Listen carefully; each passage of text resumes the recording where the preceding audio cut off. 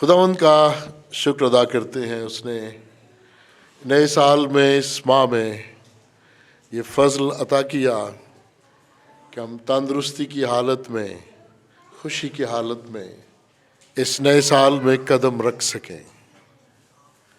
बेशक बेशुमार लोग ऐसे थे जो हमसे अच्छे थे, खुदावंद ने अपने पास बुलाया, लेकिन उसने हमें मौका दिया है कि हम इस ज़िंदगी में उसके गवाह बनकर बहुतों के लिए बायस बरकत ठहरें। अजीज़ों, इब्रानियों का ख़त एक ऐसा खूबसूरत कलाम का हिस्सा है जिसमें पुराने अहदनामा की तशरीह और एक निचोड़ इसमें मिलता है और साथ में नए अहदनामे से मुआजना होता है। और मैं अक्सर ये बात कहता हूँ कि अगर हम रोमियो का ख़त और पौलुस रसूल का ये ख़त जो इब्रानियों की कलीसिया के नाम है, अगर ये दोनों अच्छी तरह से लफ्ज़ ब लफ्ज़, आयत ब आयत पढ़ लें, सीख लें, तो हम काफ़ी हद तक कलाम से वाक़फ़ियत हासिल कर सकते हैं और ईमान की मजबूती हासिल कर सकते हैं। इसमें बहुत सारे भेद हैं और ऐसे भेद जो हम आम ज़िंदगी में कभी भी आपस में शेयर नहीं करते, उन पे बहस नहीं करते, लेकिन खुदावंद का शुक्र है कि हमारी ये कलीसिया उसके फजल से इन कुतुब का मुताला करती रहती है। अजीज़ों, आज का ख़ास मज़मून है ईमान में आगे बढ़ते रहना, ईमान में आगे बढ़ते रहना। और ख़त का मुसन्नफ़ इसे इस तरह शुरू करता है कि गवाहों का ऐसा बड़ा बादल हमें घेरे हुए है, लेकिन इससे पहले वो लफ्ज़ पस का इस्तेमाल करता है। पस, गवाहों का ऐसा बड़ा बादल, इसका ये मतलब है कि वो 11वें बाब में जिन ईमानदारों का जिक्र करता है, 11वें बाब में उन ईमानदारों का जिक्र है जो दुखों में से गुजरे और शहीद हुए, दुख उठाए। और मुसन्नफ़ कलीसिया के इन अराकीन को तसल्ली देना चाहता है और ये सिखाना चाहता है कि गवाहों का ऐसा बड़ा बादल, यानी ईमान के वफादार गवाहों की बड़ी भीड़, गवाहों का बड़ा बादल, इससे क्या मुराद है? ईमान के वफादार गवाहों की बड़ी भीड़, उसने तुम्हें घेरे हुए है, उसने तुम्हारे इर्द गिर्द घेरा डाला हुआ है। जिस तरह एक बहुत बड़े स्टेडियम में चंद खिलाड़ी खेलते हैं और स्टेडियम में हज़ारों लोग बैठते हैं और वो जब भी कोई खिलाड़ी खेलता है तो उसकी हौसला अफजाई के लिए तालियां बजाते हैं। और अगर आप दौड़ के मैदान में हो तो वो उसकी हिम्मत बढ़ाने के लिए कहते हैं शाबाश, ज़ोर लगाओ, ज़ोर लगाओ, उसकी हौसला अफजाई करते हैं कि घबराओ नहीं। अब नई उम्मत के गिर्द 11वें बाब में जो जिक्र हुआ है वो पुराने अहद के ईमानदारों का, वफादारों का जिक्र हुआ है। नए अहद में नई उम्मत के गिरदा गिर्द, यानी नई उम्मत जो चुनीदा है, जो वफादार है खुदावंद से, उसको ये तसल्ली दी गई है कि तुम्हारे इर्द गिर्द भी ईमानदार वफादार गवाहों की भीड़ ने एक घेरा बना रखा है। और मैं इस तरह भी बयान करूंगा कि कभी कभार ऐसे ईमानदार लोग हैं जो बेईमान लोगों में घिर जाते हैं, वो उन्हें मारना चाहते हैं, दुख देना चाहते हैं, तो ऐन वक्त पर पता भी नहीं चलता, खुदा वहाँ पर ऐसे वफादार लोगों को खड़ा कर देता है जो ईमानदार लोगों को छुड़ा के ले जाते हैं, उनकी हिफाजत करते हैं। और ऐसी 20 मिसालें आपकी ज़िंदगी में भी यकीनन होंगी, मुझे इसका तजर्बा है। और ये जो वफादार गवाहों की जो भीड़ है, ये अपने शहर की भीड़ से भी आप इसको तशबीह दे सकते हैं कि इस शहर की भीड़ में भी बड़े ही वफादार लोग हैं जो तुम्हारी फ़िक्र करते हैं। और मैं अक्सर ये बात कहता हूँ, ये पुराने अहदनामा की आयात हैं, غیر قومیں تمہاری حفاظت کریں گی، تمہارے کھیتوں میں ہل چلائیں گے۔ خدا کس طرح لوگوں کو چنتا ہے کہ وہ اپنے وفادار لوگوں کی، ایمانداروں کی، ان گواہوں کی حفاظت کر سکے۔ تو مصنف کہتا ہے جب گواہوں کے ایسے بڑے بادل نے، ایسی بڑی بھیڑ نے تمہیں گھیر رکھا ہے تو پھر تم بھی آگے بڑھو، ہر ایک بوجھ اور اس گناہ کو جو آسانی سے الجھا لیتا ہے دور کر کے اس دوڑ میں صبر سے دوڑو۔ جان رکھو کہ وفادار گواہوں نے تمہیں گھیر رکھا ہے، اب تم صبر سے دوڑو۔ یعنی اب تمہیں یہ ڈرنے کی ضرورت نہیں ہے کہ میں پکڑا جاؤں گا، میں مارا جاؤں گا۔ اور داؤد نبی لکھتا ہے کہ خدا نے تمہیں اوپر سے، نیچے سے، دائیں سے، بائیں سے، آگے سے، پیچھے سے گھیر رکھا ہے۔ تو گویا خدا ایک ایسی دیوار بنا دیتا ہے ہمارے ارد گرد، اور جہاں وفادار گواہوں کی ایک دیوار سی بنی ہوئی ہے جو ہماری حفاظت کر رہی ہے۔ ہم بظاہر تو کمزور ہیں نا، کمزور انسان ہیں، لیکن خدا نے ہر قوم، ہر قبیلہ میں سے لوگوں کو چن رکھا ہے۔ وہ جانتا ہے، دلوں، ارادوں اور سوچوں سے واقف ہے۔ اس نے بابل کے ایک حکمران کو بھی استعمال کیا اور اپنی قوم کو، چنیدہ لوگوں کو بچا لیا، چھڑا لیا۔ عزیزو، اس دوڑ میں جہاں مشکلات ہیں، جہاں دکھ ہے، پریشانیاں ہیں، اس دوڑ میں اگر ہم بے صبرے بن جائیں گے، صبر سے کام نہیں لیں گے، تو یقیناً ہم ہار جائیں گے۔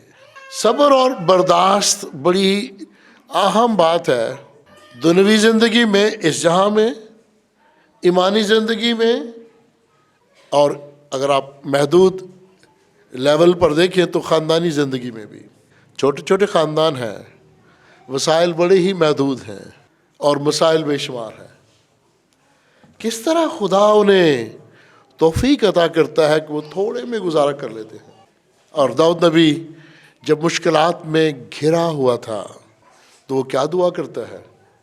40واں زبور، میں صبر دے نال آس رکھ کے یہوہ دی کردہ سا انتظاری، تد اس نے میرے تے ترس کھا کے سنی میری ساری آہو زاری۔ یہ لفظ ہے ترس کھا کے، یعنی میرے اچھے کاموں کو دیکھ کر نہیں، ترس کھا کے، فضل سے، اپنے فضل سے مجھ پر ترس کھا کے اپنا رحم مجھ پر نازل فرمایا، اور پھر اس نے میری ساری آہو زاری کو سنا ہے۔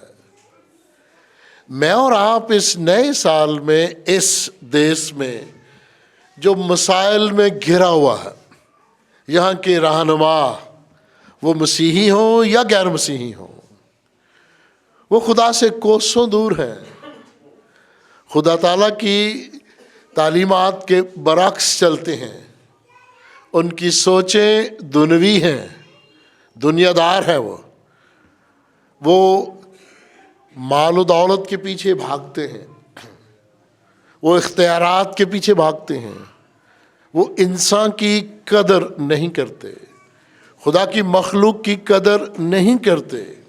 سو ایسا دیس جہاں اس طرح کا ماحول بن جائے، وہاں اس خط کا مصنف ہمیں یہ نصیحت کرتا ہے کہ بس تم صبر سے دوڑتے چلو، دوڑتے چلو گے تو مشکلیں بھی آسان ہوتی چلی جائیں گی۔ رک جاؤ گے تو ڈرو گے اور آگے نہیں بڑھ سکو گے۔ مت رکو، کیونکہ خدا نے تمہارے ارد گرد باڑ لگا رکھی ہے۔ وہ فرشتوں کی باڑ ہے، وہ ایماندار وفادار گواہوں کی باڑ ہے۔ خدا تمہیں گھیرے ہوئے ہے، اور تم سیدھے جب دوڑتے ہو صبر کے ساتھ، تو تمہارے سامنے نشانہ کیا ہونا چاہیے؟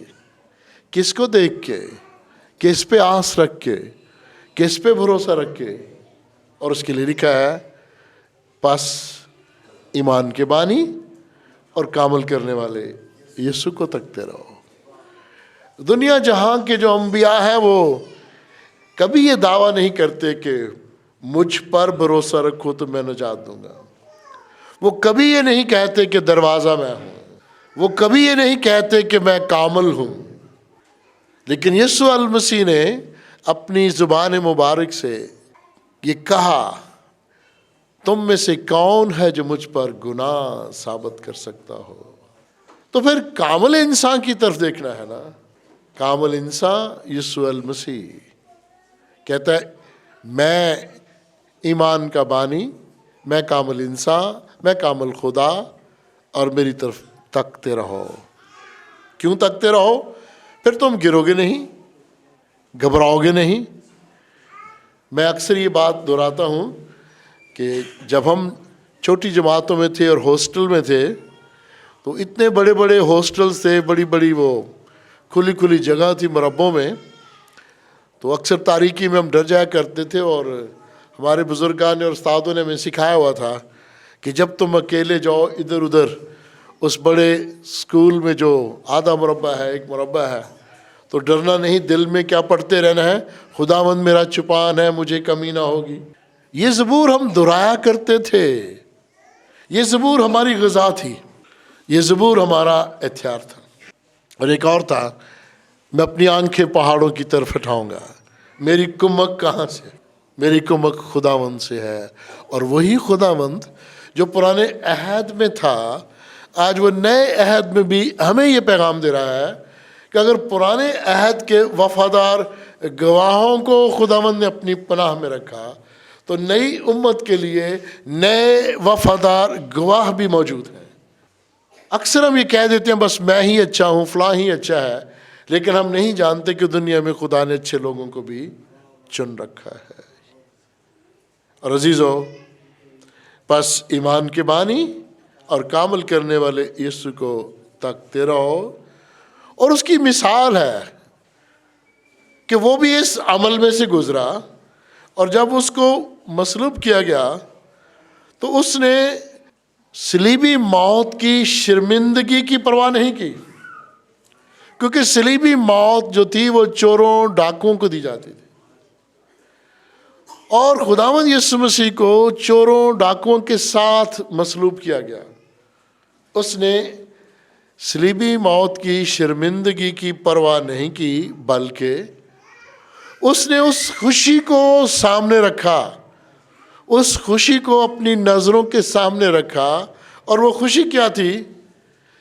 وہ ایمان کے بانی اپنے خداوند پر ایمان رکھتا ہے جس نے اسے بھیجا ہے، اور اس کی خوشی کیا تھی؟ کہ میں یہ مشن پورا کر کے خدا اور انسان کے درمیان ملاپ کرا دوں گا۔ یہ اس کی خوشی تھی، شرمندگی کی پرواہ نہیں کی، اور اس خوشی کو ذہن میں رکھا کہ میں خدا کا جو عدل کا سلسلہ ہے، جو انصاف ہے، اس کو پورا کروں گا۔ یعنی جو گنہگار کی سزا ہے اس کو میں برداشت کروں گا، اس عدل کو پورا کروں گا، اور اس خوشی کو ذہن میں رکھتے ہوئے اس نے اس مشن کو پورا کیا۔ اور پھر پولس کہتا ہے کہ یہی وہ کامل انسان ہے جو ایمان میں پختہ رہا، پس اسی ایمان کے بانی اور کامل کرنے والے یسوع کو تاکتے رہو۔ عزیزو، کچھ لوگ سوچتے ہیں کہ نئے عہد نامے کا خداوند فرق ہے اور پرانے عہد نامے کا خداوند فرق ہے، اور وہ لفظ بول دیتے ہیں پرانے عہد میں یہوہ ہے اور نئے عہد نامے میں خداوند یسوع مسیح ہے۔ تو یاد رکھیے گا، یہوہ کے معنی بھی خداوند ہی ہے، یسوع ہی ہے، چھڑانے والا، بچانے والا۔ کچھ لوگ ایلوہم کا نام بولتے ہیں، اور آج کل بڑی ایسی بدعات آئی ہیں جو ان ناموں کے حوالہ سے اپنی اپنی مشنز تنظیمیں بنا کے بیٹھ گئے۔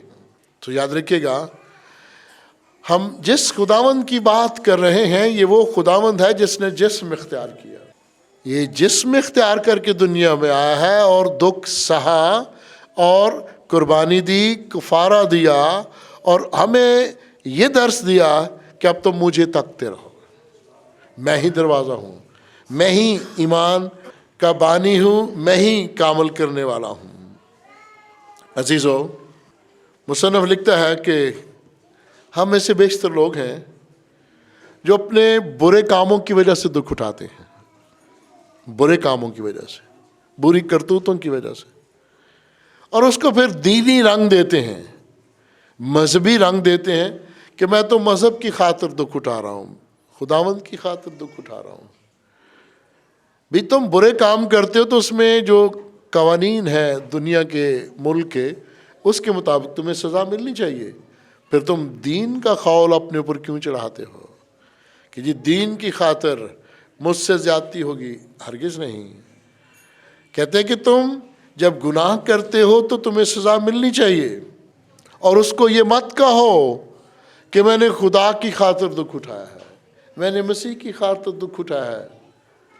برے کاموں کی سزا یقیناً تم بھگتو گے، لیکن تم اگر اچھی تعلیم پر چلتے چلتے، ایک اچھی گواہی دیتے دیتے دکھ اٹھاتے ہو تو پھر خداوند کہتا ہے تم بے دل ہو کر ہمت نہ ہارنا، تم بے دل ہو کر ہمت نہ ہارنا، تم پھر وہ نیک کام کرتے رہو، پھر تم وہ گواہی دیتے رہو، چاہے اکیلے رہ جاؤ، بے دل ہو کر ہمت نہ ہارنا۔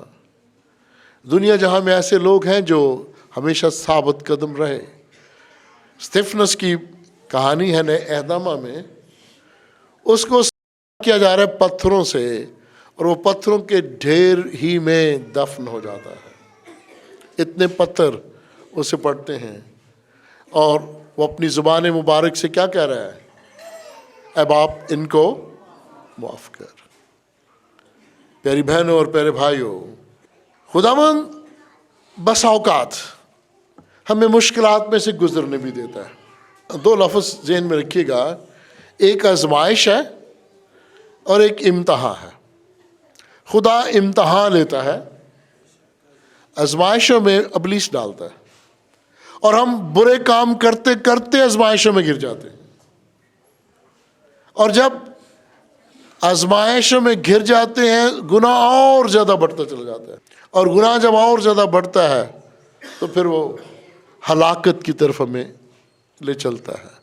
لیکن جو امتحان ہے اس میں خدا ہمارے ایمان کو دیکھتا ہے کہ ہم کس حد تک اس کے ساتھ چلتے ہیں۔ ابراہیم کا ایک امتحان ہے جسے حضرت ابراہیم کہتے ہیں کہ بیٹے کو قربان کر دے، اور وہ اس امتحان میں پورا اترا۔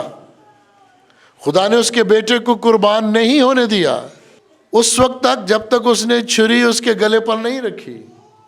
خداوند جان کر کہا اپنی چھری اس پہ نہیں چلانا تمہیں، اور ایک بکرا، ایک مینڈا اسے مہیا کر دیا گیا، اور وہ بکرا اور مینڈا اس کفارہ کی علامت تھی جس کا ذکر آج میں یسوع مسیح کے حوالہ سے کر رہا ہوں کہ اس نے وہ کفارہ دیا۔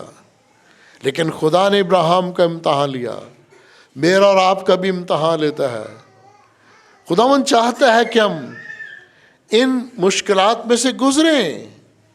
داؤد نبی کہتا ہے اچھا ہوا مجھ پہ مصیبتیں آئی تاکہ میں تیرے آئین سیکھ لوں، کلام مقدس کو سیکھ لوں۔ اچھا ہوا مصیبتیں آتی ہیں تو ہم بڑے حلیم اور فروتن بھی بن جاتے ہیں، اور جو ہی مصیبتیں ختم ہوتی ہیں پھر ہم اکڑنا شروع ہو جاتے ہیں۔ مشکل حالات میں ہم کسی سے آٹا بھی مانگ لیتے ہیں، اور جب اپنے گھر میں آٹا کافی آ جاتا ہے تو پھر ہم کہتے ہیں اوئے اسی تو جدی بادشاہ۔ یہ سوچ ہے، یہ دنوی سوچ ہے، ابلیسی سوچ ہے۔ کہنا تو یہ چاہیے تھا نا کہ ہم مشکلات میں سے رہے، گزرے، ہم پر یہ مصیبتیں نہیں۔ خداوند تیرا شکر ہو اب کسی چیز کی کمی نہیں ہے، اب کسی چیز کی کمی نہیں ہے۔ اور عزیزو، یہی وہ تربیت ہے جو خداوند ہمیں دینا چاہتا ہے کہ تم ایک دم سے اب تکبر میں نہ آ جاؤ۔ اب اگر تیرے کھتے بھر گئے ہیں، تیرے پڑولے بھر گئے ہیں، اس میں دانے آ گئے ہیں، تو اب یہ نہ کہہ کہ لو جی ہمیں کیا خدا کی پرواہ ہے، نہ انسان کی پرواہ ہے۔ اور لوگ اکثر عزیزو یہ تو کہہ دیتے ہیں جی میں خدا کا شکر گزار ہوں پر انسانوں کے شکر گزار نہیں ہوتے. یہ بھی غلط ہے. خدا انسانوں کی وسیلہ مدد کرتا ہے. خدا کا بھی شکر کریں اور انسان کا بھی شکر کریں. اگر آپ 10 احکام کا مطالعہ کریں تو پہلے 4 احکامات کا تعلق خدا سے ہے، اگلے احکامات کا تعلق انسان اور انسان سے ہے. سو عزیزو یاد رکھیے گا، خداوند ہمیں کہتا ہے جب میں تمہارا امتحان لیتا ہوں تو گھبرانا نہیں، میں تمہیں سونے سے کندن بنا دوں گا، اتنا زبردست گواہ بنا دوں گا کہ تم اکیلے بھی ہوگے تو قائم رہو گے.